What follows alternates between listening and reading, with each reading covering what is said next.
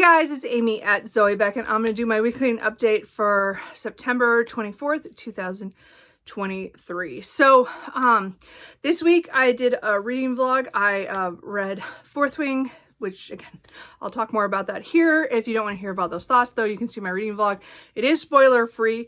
I tried not to give away anything. It's more just my impressions of it and if I will continue the series kind of thing. So if you want to watch that, go ahead. And it has, a couple of things with the cats, and I did have a Friday off. So it was really nice to have the day off. I didn't really need it. It was just more of I needed away from work. And again, as I said, I picked the wrong day because they had some big barbecue and I didn't get to go, but that's fine. It's fine. Free food. Oh, well. I did other things. Anyway, so if you want to watch that, that's great. If not, no problem. So, other than that, the week was fairly normal and my weekend has been nice and relaxing. It's really funny how I made a plan to read Fourth Wing this week, and that was kind of it. And I had this goal, I was going to do something else on the weekend for vlog wise, and it just didn't work out. But I also picked up books this week that I didn't plan on, but we'll see how that goes. So I am still participating in series September. I will have Krista at Books and Jams and Sarah's at Sarah's Nightstand. They're linked down below. I really have no trouble reading series books, but it's always nice to have a month where I really focus on a lot of them, and I have been a lot. Even if I did a lot of rereading this week that I didn't plan on, but it was just too fantastic to get too mad about that. So let's get into the books that I read, the ones I'm in the middle of, and what I think I'm going to read in the next week. So I think I was kind of feeling like Sunday. I wasn't sure what I was going to pick up. I knew I was going to start Fourth Wing that day, but I also knew I was only going to read my section for that day. But the other book that I picked up was Practice Makes Perfect by Sarah Adams. This is book 2 in the When in Rome contemporary romance series. So I bought this book by accident a couple months ago, not realizing it was in a series until after I bought it. And then I was like, okay, I have to read the first book. And I was like, I kind of worried because, again, I don't read contemporary romance much at all. Like, I don't read a lot of contemporary unless it's translated from another country kind of thing. Like, normally contemporaries just don't do much for me, unless there is a fantasy element or, element to it. So, but I read When in Rome at the end of August and really enjoyed it. Actually, it's one of those books that surprised me on how much I enjoyed that. So I went into this thinking I was going to still enjoy it, and I did. I didn't like it quite as much as the first one, and yet I really loved what happened in here and the development of the characters. Again, I feel like her romance, for a reason why I stopped reading a lot of contemporary romances is because, first of all, it is way too close to home, kind of like, I don't want to read about real people a lot of times. I don't want to read about a lot of traumas that people go through because it's just heartbreaking, and I don't always want to read about trauma, which is why recently I've been trying to get rid of some of those books that I bought that are like trauma based. Like they're just not, that's not really what I go into reading for. I want it more in a different setting, I guess. And it's hard when it's contemporary, it's very realistic in that way, and I don't really like those.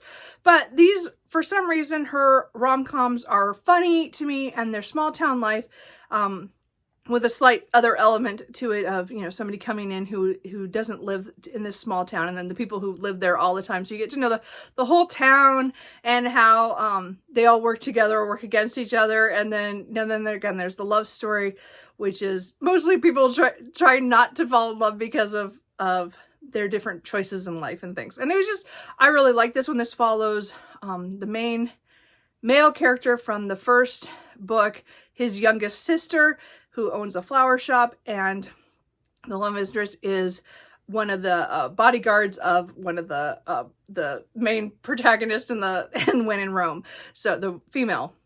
So it's like, it was cute. I really, really enjoyed this. I even teared up at one point because it was a little sad, but it wasn't sad to the point where it was like a trauma thing for me. It was just him, or they were talking about relationships and their families and stuff. And it was really touching. And again, I did really enjoy this. So I did give this a high rating, but I really like I said, I don't think this is going to be my new, like, contemporary romance era. There is, I think I have one or two other ones, and I still need to get through the Love Hypothesis. But I still, there are things about romance, you know, rom-coms that I do like. It's just, this was silly.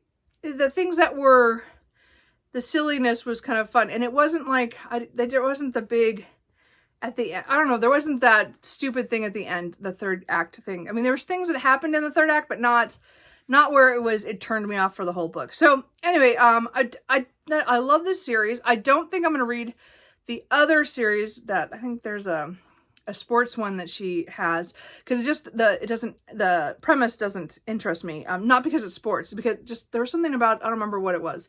But if she comes out with more in this, I will definitely buy it. I really enjoyed those two. I'm very surprised. As I said, I don't read contemporary romance much at all anymore. And I bought this book on a whim at Barnes & Noble one day. And I'm really glad I did, because it made me go get the first book, which I really adored. And then this one I liked almost as much. It was, you know, just a tad lower, but still, it's just such a fun time for me. It was really light and fluffy kind of for me. It was fun. So then, I started, so again, I was reading Fourth Wing every day. I split it up over the week, and I had audiobook time at work, and Sunday I started on a whim. I started The Fellowship of the Ring by J.R.R. Tolkien. So I read these in the early 2000s before the movies came out. And so I haven't gone back and looked. I really think I maybe one time reread. I reread this one a couple of times because, again, this was the first one, so I read it a couple of times before every movie. But I just don't think I think it's been years. So I recently, last year, got the Andy Serkis audiobooks, the ones that the one who does Gollum. So I got those. They were really well done. So I listened to The Fellowship of the Ring, The Two Towers, and Return of the King. So I did all of these this last week.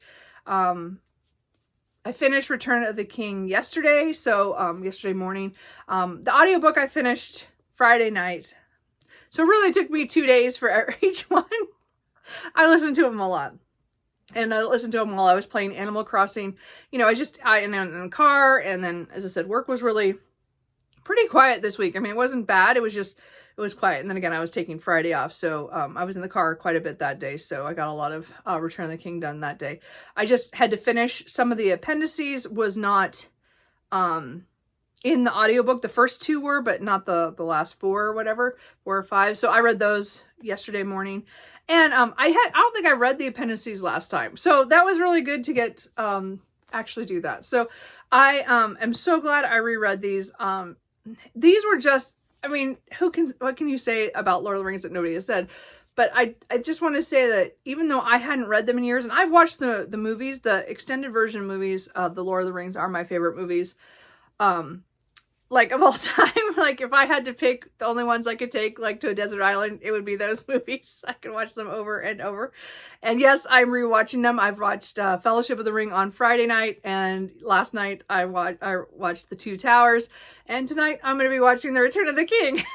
So I really enjoy the movies, but I didn't realize by coming back to the books in my reread how much I had forgotten about the books, the differences between the movies and the books, but also how fantastic the books are themselves. And I think it's because I hear people talk about how dry and how not, like, there's all this description in these, and there is a lot of description, don't get me wrong, but it's just fantastically done. I think he wrote these books and they are great. Like, I mean, there's a reason why these are classics. And I just, I mean, again, the audiobooks were really well done. Maybe that helped, but I don't think so. I really enjoyed them when I first read them.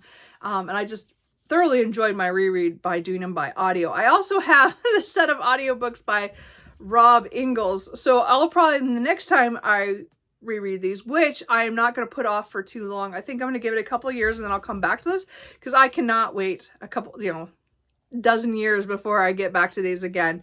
I just found the audiobook experience really well done, and I really enjoyed them.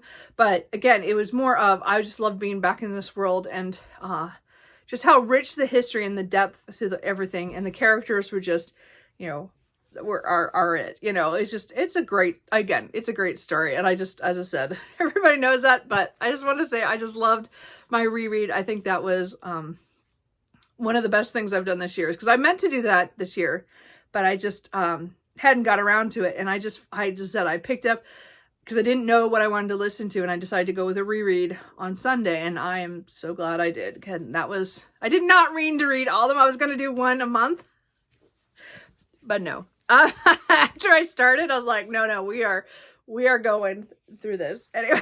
So that was, my audiobooks were just fantastic this week, as I said. So then again, so I finished Fourth Wing yesterday, before my hair appointment. And, if you want to see that vlog of my up and down feelings about this, but overall, I still enjoyed this quite a bit. Definitely, is a book that, I can see where people have issues with it. I haven't watched other people's vlogs and videos yet. I'm going to do that when I have time. I just haven't made the time for it yet. But mostly because I want to see what the people who don't like it, really what they're talking about. Because I think there's a lot of things in here I can see where there are problems. But I also find this was just a fun ride. And it was really, I hate to say light and fluffy, but in a fantasy, it pretty much was, because something would happen and I felt like a couple pages, if I'm only upset about something for a couple pages and then something else happens, or it changes, or I think it was a lot. It was very fast moving. If you like slow plots or a lot of description or a lot of world building, this is not the book for you. This is definitely a book for those who like action and plot and fast moving, timeline, and just, all out. It was just a lot of fun. And I think I'm just going to stick with that, is I think that's what a lot of people have said, is that it was fun, and it was a quick read. Again, I did split it up over the 7 days, just because that was about all I could handle of it for most of those days. I was glad to set it down and move on to something else. But again, you have to understand, I was reading this at the same time I was rereading The Lord of the Rings. And I do kind of feel I did a little disservice to that, because that is so fantastic world building, and it's not quite as fast paced as this at all. And I think by those contrast, I usually try not to read fantasy, both epic fantasy at the same time. So this is more, this is more, romance or fantasy romance.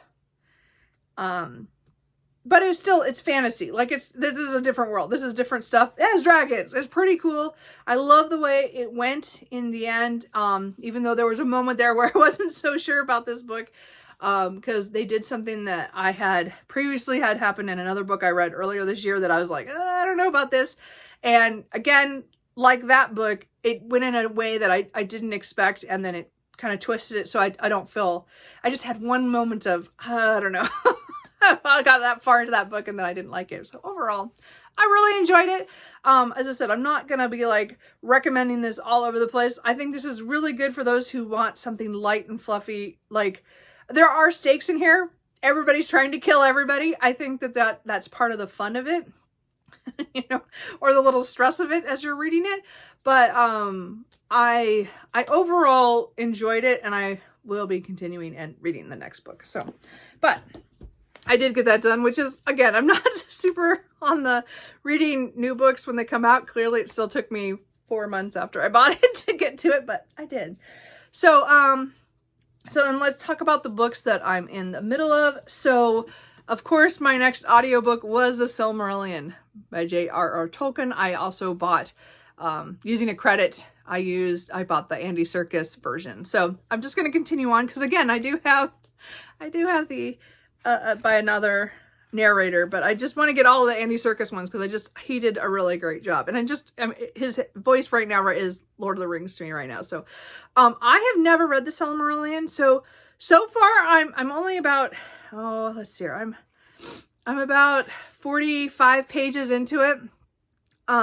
So this is definitely one that I will have to reread, and like pay more attention to it. I think my first read here will be it's just going to be by audio and probably fairly quick for it.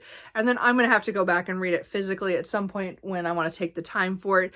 I think there's a lot in here that I'm just not, grasping, but I also, want to see kind of what it's like, because this is one of those books that's always been kind of like a bucket list book, or so a book that I always felt like I should read, because I love the Lord of the Rings and the Hobbit, and I just never did. I just never got around to it. And I know some people just adore this even more than other parts of the actual novels, but so far it's just history to me, but it's just cool. I like that, and I do want to maybe check out some of the other books that are on the whole Middle Earth stuff. So if you have any recommendations what to read after the Silmarillion, let me know.